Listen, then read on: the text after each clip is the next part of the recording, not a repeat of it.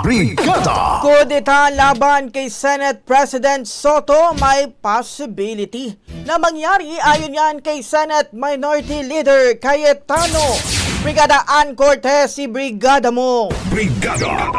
Live report! Aminado si Senate Minority Leader Alan Cayetano na nariyan palagi ang posibilidad na magkaroon ng pagpapatalsik kay Senate President Tito Soto sa pwesto. Pero sa kabilangan ng posibilidad na ito ay nilinaw naman niya na wala naman silang ginagawang pagkukumbinsi sa mga miyembro ng majority bloc ngayon.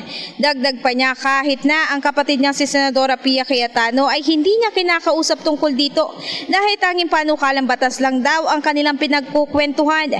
Samantala sa naging ambush interview kay Soto ay sinabi naman niya na batid niya na bilang leader ng Senado ay nakabase sa kumpiyansa ng kanyang mga kasamang senador ang kanyang pagseserbisyo.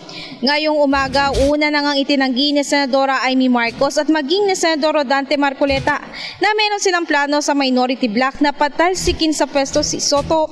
Ito'y kasunod nga na naging post ng isang news media outlet na nagsasabing nakakuha na ng sapat na bilang si Cayetano para palitan nga si Soto sa pwesto. Ani Marcos, ang kanilang pinag-uusapan raw sa ngayon ay ang tungkol sa paano sila magiging katulad ng kantang Staying Alive. In the heart of changing lives, ako si Brigada Ann Cortez ng 105.1 Brigada News FM Manila, the Music News Authority. Ang bahaging ito ay hatid sa atin ng Fast Relax. Tanggal ang sakit, ora mismo.